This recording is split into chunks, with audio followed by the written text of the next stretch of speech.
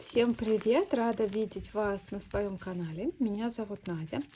И в этом видео я хочу связать небольшую корзиночку из вот такого синтетического шнура Карамель Дольче. Цвет называется Штрудель. Это шнур от пряжи Центр. Все ссылки и промокод на скидку в 10% на весь товар пряжи Центр я оставлю внизу под видео. Корзинку я буду вязать очень популярным узором, плетенку. У меня есть несколько видео об этом узоре, но везде в этих видео он связан поворотными рядами. И мне часто спрашивают, как вязать этот узор по кругу, ну так, чтобы связать корзиночку, либо, может быть, сумочку. В этом видео я отвечу на все эти вопросы. Ставьте лайки, подписывайтесь на канал, нажимайте на колокольчик, чтобы получать уведомления о выходе новых видео мастер-классов. И давайте начинать вязать. Вязать корзиночку я буду вот из этого шнура, как я уже сказала. Это синтетический шнур, где-то приблизительно 4 миллиметра его толщина, но крючок я для этого шнура беру 6 миллиметров. Для донышка я связала вот такой круг. Здесь 8 рядов, узор галочки в раскол. О том, как вязать идеальный круг, у меня достаточно видео. Я все ссылки полезные оставлю внизу, если вы еще до сих пор не вяжете такие круги. Соединяла я этот круг узелковым методом. Здесь практически идеальная изнанка. Ссылка тоже будет внизу на все полезные видео. Итак, перехожу к вязанию первого ряда. Первый ряд это будет просто столбики без накида. Я вяжу крючком номер 6, вкалываю крючок за дальнюю тушку кромочной косички и в перемычку. Вот так. Подхватываю рабочую нитку, вывожу и делаю первую петлю подъема на первый ряд стеночек. Эта петля будет играть роль первого столбика без накида. В следующую точку точно так же раскалываю кромочную косичку и вставляю крючок за дальнюю дужку и в перемычку. Подхватываю рабочую нитку, вывожу и провязываю вместе. Это получается столбик без накида. Снова в кромочную косичку за дальнюю дужку и в перемычку, так чтобы крючок подцепил 2 ниточки. Так просто будет прочнее и плотнее. По краю донышка тогда остается полукосичка.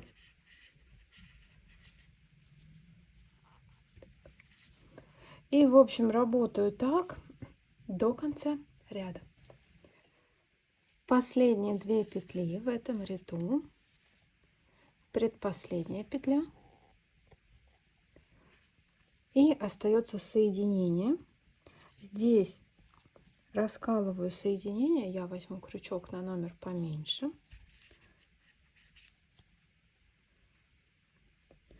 и точно так же сначала в одну ниточку и затем в дужку. Здесь тоже есть перемычка, да, подхватываю, вывожу и дальше снова делаю бесшовное соединение. Вытаскиваю петлю побольше, вставляю крючок под первую горизонтальную петлю, подхватываю рабочую петлю, увожу ее наизнанку и накидываю эту петлю на изделие.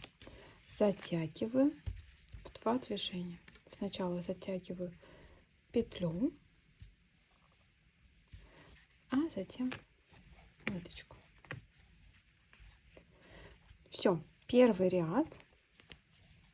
Это ряд из обычных столбиков без накида. На этом готов. Перехожу к вязанию второго ряда. Итак, второй ряд я буду вязать уже узор соединение и следующая за ним петля. Вставляю крючок во вторую петлю от соединения, то есть 1, 2. Вот так вставляю крючок. Так, это у меня шестерка. Подхватываю рабочую нитку И делаю первую воздушную петлю подъема на этот ряд. Дальше будет длинный столбик без накида на ряд ниже, на шаг назад. То есть вот ряд ниже, вот шаг назад. Вот так вкалываю крючок в основание, подхватываю снова рабочую нитку, вывожу длинную петлю, так, чтобы ничего не стянуть, и делаю длинный столбик без накида на шаг назад, на ряд назад. И теперь чередую. Обычный столбик, длинный столбик. Здесь вот кромочную косичку одну отступаю, в следующую буду делать обычный столбик. На эту косичку приходится длинный, да, то есть не надо здесь делать лишних петель. Вот так вкалываю крючок, делаю обычный столбик без накида.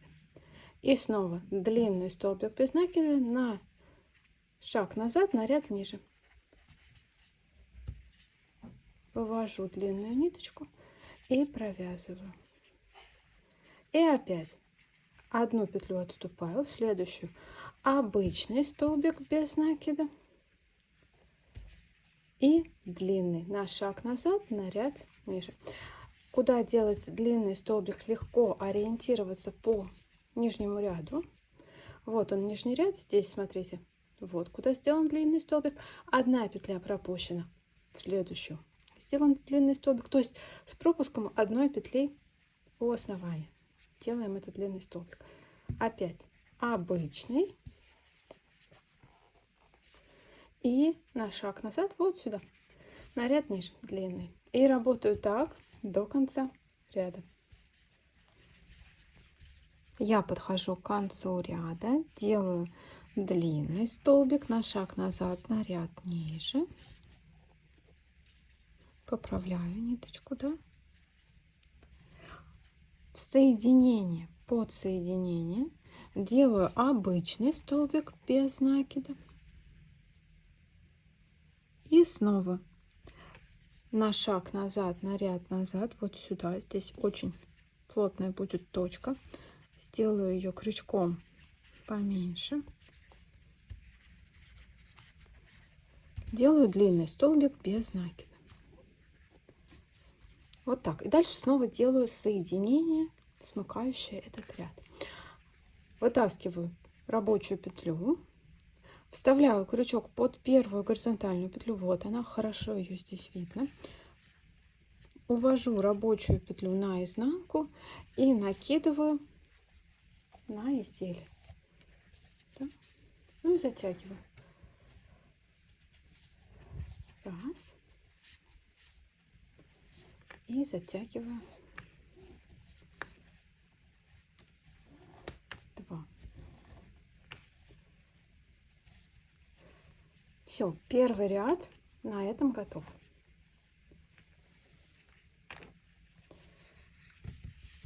Теперь буду вязать по внутренней стороне. И в этом узоре я буду чередовать лицевой ряд и внутренний, то есть изнаночный. Предыдущий ряд был лицевым, следующий ряд будет изнаночным. Итак, беру крючок и вкалываю крючок.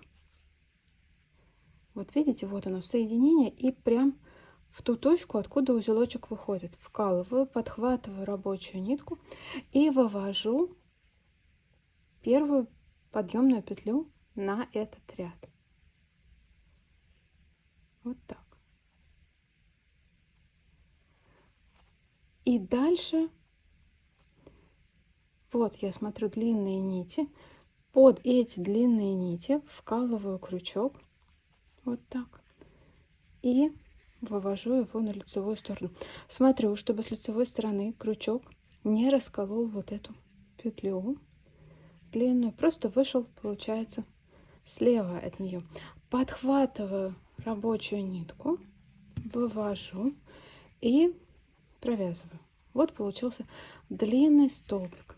Ну и чередую этот ряд. Обычный столбик, длинный столбик, все точно так же, как в предыдущем ряду, до конца ряда. Куда делается обычный столбик? Вот, две длинные нитки выходят из одной точки. Сюда вкалываю крючок, делаю обычный столбик. куда делается длинный столбик. Вот длинные нити предыдущего ряда.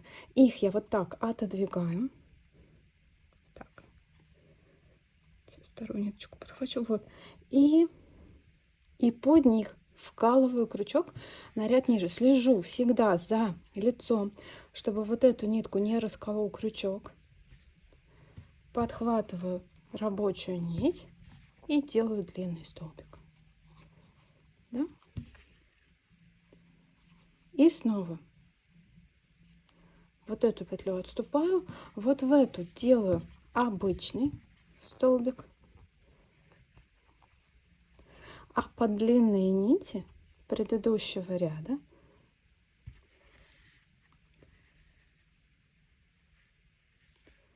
делаю длинный столбик. Снова вот сюда обычный и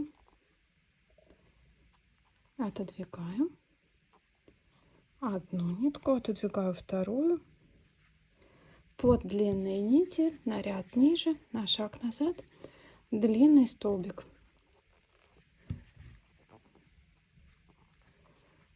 И работаю так по кругу до конца ряда. Единственное, что здесь нужно вязать очень плотно, соблюдаю плотность, стягивая все время петли для того, чтобы картиночка пошла вверх, а не на расширение. Подхожу к завершению этого ряда, второй ряд узора, изнаночная сторона, вкалываю крючок вот сюда. Видите, я каждый раз стараюсь затянуть потуже, чтобы картинка не пошла на расширение. И делаю обычный столбик без накида. Затем в следующую точку под длинные нити слежу за лицевой стороной, получается длинный столбик без накида. Все, ряд на этом закончен. И дальше опять смыкаю этот узор бесшовно. Вставляю крючок под первую горизонтальную петлю, вот так, подхватываю рабочую нитку, увожу ее внутрь корзинки, то есть на изнанку, потому что лицевая сторона все-таки у меня внешняя, и накидываю эту петлю на корзинку и затягиваю. В два движения. Сначала затягиваю саму корзинку, саму петлю, и затем ниточку. Все, второй ряд узора на этом тоже готов. И дальше я чередую лицевой ряд по лицевой стороне и изнаночный ряд по изнаночной стороне. То есть получается, вяжу я, конечно, по кругу, но фактически вяжу поворотными рядами для того, чтобы сделать вот этот вот классный узор. И снова как он вяжется. Итак, вставляю крючок. Вот смотрите, вот соединение. Вот я в следующую петлю от соединения вставлю крючок. Здесь, видите, из этой точки идут длинные нити, налево они идут, да? Вот под него вставляю крючок, под эту точку, подхватываю рабочую нитку, точно так же делаю воздушную петлю подъема, которая будет первым столбиком без накида. И дальше на шаг назад, на ряд ниже, по длинные нити, вот сюда. И вот в эту точку. Здесь очень удобно ориентироваться. Здесь есть длинный столбик предыдущего ряда, и у него есть шапочка. Вот так. Вкалываю и слежу за изнанкой. У меня неправильно вышел крючок. Крючок должен выйти вот так. То есть крючок всегда получается слева от длинной петли предыдущего ряда. Подхватываю и вывожу длинную нитку и провязываю. Вот он получился, длинный столбик на шаг назад, на ряд ниже. И снова вот точка, откуда идут длинные нити. В ее шапочку делаю обычный столбик без накида. Здесь отодвигаю длинные нити предыдущего ряда. И вот хорошо видно эту точку. Вот сюда вкалываю крючок, слежу за изнанкой. Вот сейчас я вышла. Хорошо, вот длинные нити, вот крючок. Крючок всегда слева от длинных нитей, не раскалывает их. И вывожу на лицо длинную петлю и провязываю. Снова обычный столбик без накида и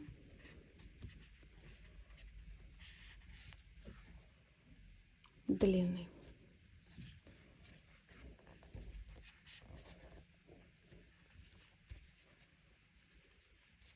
И опять обычный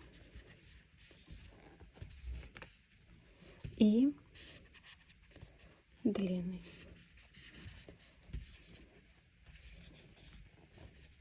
Узор этот двусторонний.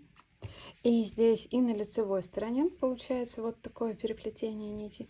И с изнаночной стороны тоже получается точно такое же переплетение нитей. И работаю так до конца ряда. Последние петли в этом ряду. Обычный столбик без накида. И длинный столбик на ряд назад, на шаг назад. Под длинные нити, и вот сюда вкалываю крючок, подхватываю рабочую нитку, вывожу длинную петлю и провязываю ее. Итак, на этом это был 4-й ряд, но узора 3-й ряд. Он закончен, вязался он по лицевой стороне. Снова вытаскиваю вот эту петлю побольше, вставляю крючок под первую горизонтальную петлю. Увожу петлю на изнанку и накидываю на изделие. Затягиваю петлю в 2 движения. Раз. И 2.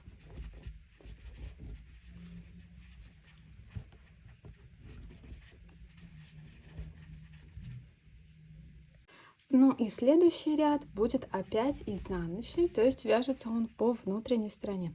Вяжется точно так же, как и предыдущий внутренний ряд. Беру изделие изнанкой к себе, вот соединение, и вот точка, откуда выходит узелочек, да, ее видно. Под эту точку вкалываю крючок, подхватываю рабочую нитку и делаю первую петлю подъема, которая играет роль первого столбика без накида. И опять на шаг назад, на ряд назад под длинные нити. Так. Вот так вкалываю крючок и вот в шапочку длинного столбика одного из предыдущих рядов. Вывожу, смотрю, чтобы с лица ничего не раскалывал крючок. Подхватываю рабочую нитку и делаю длинный столбик. В общем, все то же самое, что мы уже делали в предыдущем изнаночном ряду. Здесь все аналогично. Опять обычный столбик без накида и длинный столбик без накида на ряд ниже.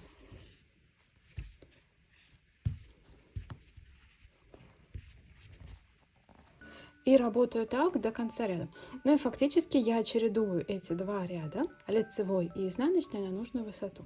Если вы обратите внимание на изнанку, здесь не видно стыка рядов. И если вы обратите внимание на лицо, здесь тоже стыка рядов не будет видно. То есть у меня получится в итоге просто идеальная вязаная корзинка без стыка рядов, что с изнанки, что с лица. И даже на донышке, потому что я соединяла донышко узелковым методом, здесь тоже все очень красиво. И стыка рядов здесь тоже практически не видно. Вот только хвостик торчит, и все, но его я легко спрячу. Провязала я несколько рядов этим узором. У меня 1, 2, 3, 4, 5, 6, 7. 7 рядов. Вот такая небольшая корзиночка из полиэфирного шнура. Смотрите, стык ряда происходит где-то здесь, да? На мой взгляд, узор сошелся идеально. С изнаночной стороны все тоже очень-очень красиво. Смотрите. Я не буду ее выворачивать, чтобы вам показать. Мне кажется, и так видно, что изнанка здесь тоже абсолютно совершенная. маленькая уютная корзиночка. Ну, таким узором можно связать корзинку побольше. Я вот просто вам для примера, для образца связала вот такую малютку. Можно связать и сумочку, и большую корзину. Можно использовать не только шнур.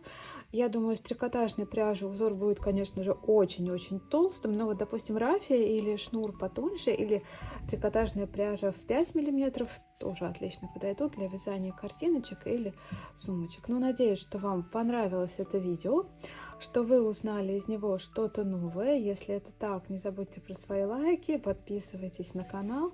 Если хотите получать уведомления о выходе новых видео мастер-классов и всегда быть в курсе самых передовых разработок в вязании, то нажимайте на колокольчик, чтобы получать эти уведомления. Спасибо за внимание, спасибо за просмотр. Пока-пока.